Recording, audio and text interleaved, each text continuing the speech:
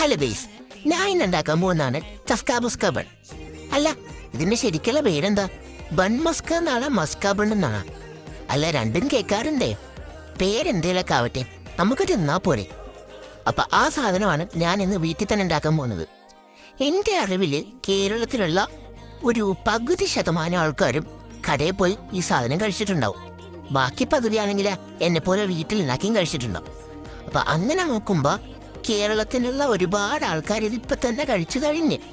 പക്ഷെ എന്നെ പോലെ ആരെങ്കിലൊക്കെ ഉണ്ടാകുമല്ലോ ഇത് കഴിക്കാത്തവര്. അങ്ങനെ ആരെങ്കിലൊക്കെ ഉണ്ടെങ്കിൽ ഇപ്പൊ തന്നെ കമന്റ് ചെയ്തേക്കും. പിന്നെ ഇതിന്റെ കൂടെയുള്ള ഒരു സാധനമാണ് ഇറാനി ചായ. എനിക്കെന്തോ ഇറാനി ചായ കുടിച്ചു കഴിഞ്ഞപ്പോഴത്തേക്കും നമ്മുടെ കേരള ചായ തന്നെ നല്ലതെന്ന് തോന്നി. ഇനി ഞാൻ ഉണ്ടാക്കിന്റെ കുഴപ്പമാണെന്ന് അറിയാൻ പാടില്ല, എനിക്ക് എങ്ങനെയാണ് തോന്നിയത്. ബൺ മസ്ക ഒരു നല്ലൊരു സാധനം, മോശം പറയാനുമില്ല, നല്ലതാണെന്ന് ചോദിച്ചാൽ അമരമില്ല. ബൺ മസ്കയും അത്യാവശ്യം നല്ലതൊക്കെയാണ്.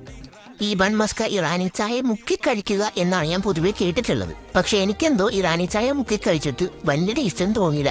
അതും ഞാൻ ഉണ്ടാക്കിയ കുഴപ്പമാണെന്ന് എനിക്ക് തോന്നുന്നില്ല. എനിക്ക് പൊതുവെ ഈ ബണ്ണ് ചായ മുക്കി കഴിക്കാനും താല്പര്യമില്ല, അതുകൊണ്ടായിരിക്കും. അപ്പൊ ഞാൻ പറഞ്ഞതുപോലെ തന്നെ വളരെ ഈസിയാണ് വീട്ടിൽ ഉണ്ടാക്കാൻ. നിങ്ങൾക്കിത് കാണുമ്പോൾ തന്നെ മനസ്സിലാകുന്നില്ലേ? ഇനി മനസ്സിലാകുന്നില്ലെങ്കിൽ ഞാൻ കമന്റ് ബോക്സിൽ നല്ല വ്യക്തമായിട്ട് കൊടുത്തിട്ടുണ്ട്. എല്ലാരും ഒന്ന് ഉണ്ടാക്കി നോക്കുന്നേ. Okay, by.